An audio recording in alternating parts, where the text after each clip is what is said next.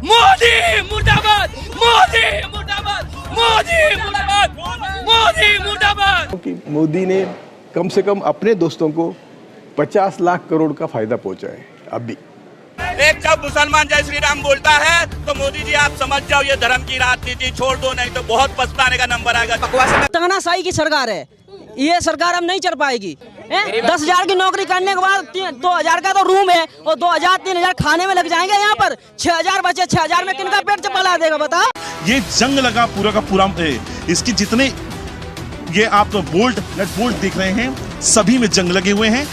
आप कोई से भी एंगल से आप वो उठा के देख लीजिए, ये जितनी भी केबल हैं, ये कितनी भी केबल हैं, ये सब में वही पुराना माल। ये देखिए जरा, आप इसको देखिए जरा, ये पुराना केबल है, इसको होल्डिंग कैपेसिटी, ये देखिए, ये पूरा जंग खाया हुआ है।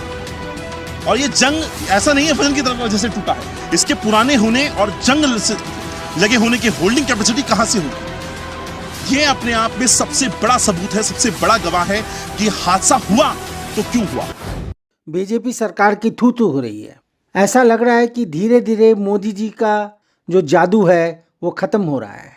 पुल में फर्जीवाड़ा देखकर सब चौंक गए। इस वीडियो को आप देखेंगे तो आपको समझ में आएगा। पूरे देश में जहाँ जहाँ इस लॉबी के ठेकेदार हैं जो 2014 के बाद काम हथिया रहे हैं, सब जगह यही हाल है। उस पुल के पुर्जे में जंग लगे हुए हैं और यही वजह है पुल टूट गया, ऐसा ही लोगों का कहना है। ये पुर्जे देखकर तो ऐसा ही लग रहा है। दरअसल यह वीडियो बहुत तेजी से वायरल हो रहा है। आप इस वीडियो को देखकर दंग रह जाएंगे।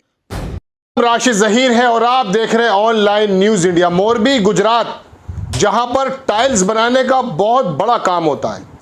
देश भर की जो टाइल्स की अगर मैं बात कहूं तो 70% टाइल्स मोरबी में बनती हैं, इंडस्ट्रियल एरिया। लेकिन चर्चा का विषय इस बात के लिए नहीं बना कि देश में सबसे बड़ी टाइल्स बनाने वाली जो कारखाने हैं वो मोरबी में है। चर्चा इस बात का बना कि वहां बेकसूर बच्चे, महिलाएं और पुरुष एक ऐसे पुल के टूटने से गिर के मर गए जिस पुल को टूटने से रोका जा सकता था। आपने सैकड़ों खबरें देख ली होंगी दर्शकों इस बारे में। एक वीडियो आपको दिखाने जा रहा हूं। एक पत्रकार वहां पहुंचा और वो जो पुल था जो कि रस्सियों से बंधा हुआ था, 137 साल पुराना, उसकी रस्सियों से जो कब्जे थे, जिसकी जिम्मेदारी थी कि उन कब्जों को जो है पुल को रोकना, वो कब्जे जंग लगे हुए थे, टूटे हुए थे। गिरने के बाद नहीं टूटे, ऑलरेडी ब्रेकेज थे। इसका मतलब ये पाया जाता है कि वहाँ पर जो रेनोवेशन का काम हुआ, जो पुल की मरम्मत का काम हुआ, उसमें कितनी नीरसता बरती गई है।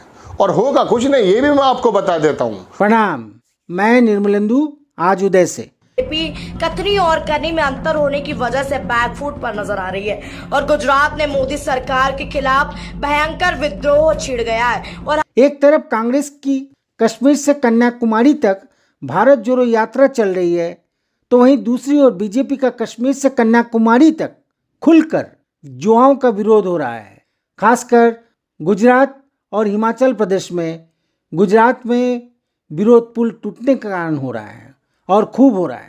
चहुं ओर जनता विरोध कर रही है। ऐसे में यह कहना इसलिए भी गलत नहीं होगा क्योंकि खाली कुर्सियां देखने के बाद मोदी मुर्दाबाद, मोदी मुर्दाबाद, मोदी मुर्दाबाद, मोदी मुर्दाबाद। अरे मेरे भाई, हम हिंदू हैं और सारे हिंदू आम आदमी पार्टी को जिता कर लाने वाले हैं। खुद मुसलमान हो गए ना, श्री राम को मानता हूँ। जय श्री राम, जय श्री राम, जय श्री राम।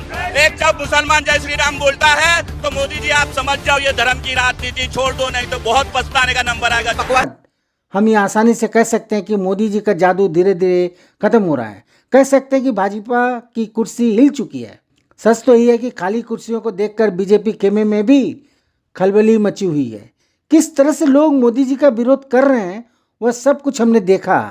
इन लोगों का विरोध देखकर तो यही लग रहा है कि अब मोदी जी की इमेज झूठ बोल बोल कर बिल्कुल बदतर हो चुकी है। एक तरफ पुल टूटने के कारण मोदी जी का विरोध हो रहा है, तो वहीं दूसरी ओर राहुल की भारत जोड़ो यात्रा के 55 दिन पूरे हो चुके हैं, लेकिन महंगाई के खिलाफ वो लगातार बोल रहे हैं। 7 माह पहले भी उन्होंने महंगाई के विरोध में अपनी आवाज़ बुलंद की थी। देखिए एनडीटीवी का यह वीडियो, आपको समझ में आ जाएगा। पिछले 10 दिन में 9 बार पेट्रोल और डीजल के प्राइसेस बढ़ाए गए हैं और इसकी चोट डायरेक्टली सबसे गरीब मिडिल क्लास लोगों को पड़ती है।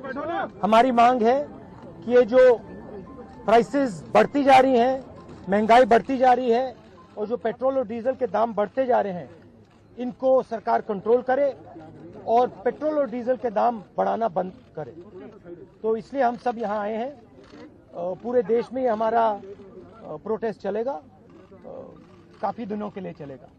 आपने देखा कि राहुल ने कहा कि पूरे देश में ही हमारे ये प्रोटेस्ट चलेगा और काफ़ी दिनों के लिए चलेगा। यानी उन्होंने तभी प्लानिंग कर ली थी कि भारत जोड़ो यात्रा शुरू करेंगे और उन्होंने अपना वादा भारत जोड़ो यात्रा के माध्यम से पूरा किया।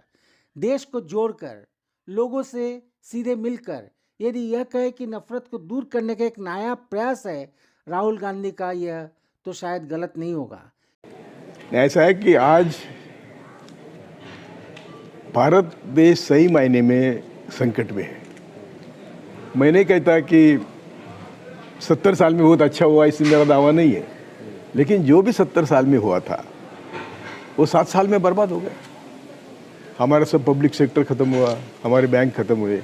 अरे पंडित नेहरू ने 5 करोड़ डाल के LIC निकाली थी, उसके लाखों करोड़ क्या संपत्ति, लाखों करोड़ की। मैडम ने भी 50 करोड़ बैंक खरीदे, नेशनलाइज किया, उसकी भी अभी लाखों करोड़ की संपत्ति थी, वो सब संपत्ति बेच दी।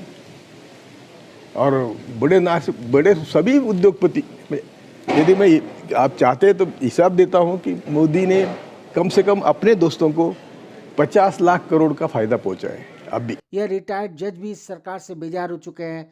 जज की बातों को सुनकर ही लग रहा है, इसीलिए उन्होंने साफ शब्दों में जिस तरह से 70 साल बनाम 7 साल को डिस्क्राइब किया है वह हमें समझना होगा।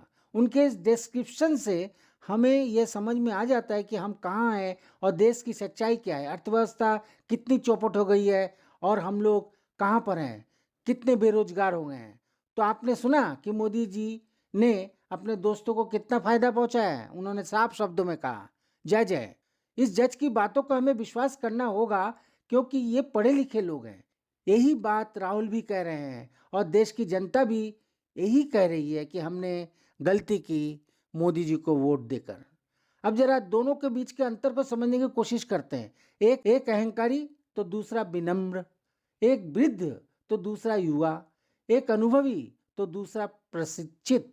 ऐसे दो विपरीत ध्रुवों के मध्य तुलनात्मक मूल्यांकन करना बहुत कठिन काम है, परंतु जनता सटीक मूल्यांकन यथोचित समय पर अवश्य करेगी। जो लोग राहुल गांधी जी की आलोचना करते थे आज उनकी राय राहुल ने बदल दी है।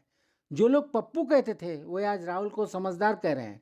वे कह रहे हैं कि सही दिशा में एक सकारात्मक कदम है। बोलो, बार बार झूठ बोलो, जो भी बोल सकते हैं सब झूठ बोलो। ये झूठ और सच के बीच लड़ाई है, इसलिए अभी एक जनता को तय करना है उन्हें झूठ चाहिए या सच।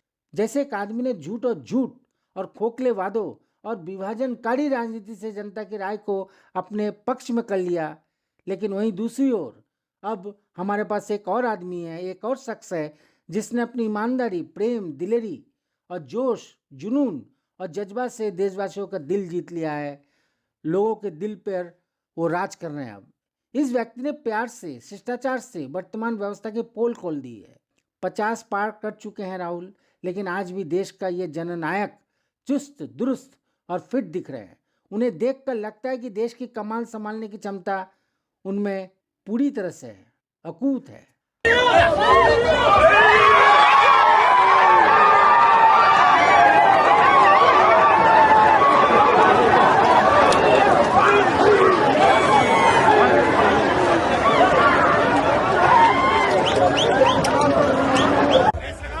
आप सब जानते हैं कि कभी पीएम मोदी ने यह नारा दिया था कि ना खाऊंगा ना खाने दूंगा, और पिछले दिनों कुछ इसी अंदाज में राहुल ने बीजेपी सरकार को घेरते हुए ट्वीट किया कि एक्चुअली उन्होंने केंद्र सरकार और पीएम मोदी की नीतियों पर विरोध जताते हुए ट्वीट में लिखा कि चुनाव के पहले ना खाऊंगा ना खाने दूंगा, चुनाव के बाद 40% कमीशन खाऊंगा। मोदी पर सीधे प्रहार करते हुए ट्वीट में लिखा कि PCM और पेटीएम की भाजपा सरकार, पूरे देश में डबल इंजन का भ्रष्टाचार। यह बहुत बड़ा आरोप है। अभी तक पेसीएम का नारा कर्नाटक में चल रहा था। पेसीएम का मतलब सीएम को पे करो और अपना काम करवा लो। कर्नाटक सरकार पर यही आरोप लग रहे हैं कि बिना रिश्वत लिए यहाँ कोई काम नहीं होता है और मुख्यमंत्री भी इसमें शामिल है।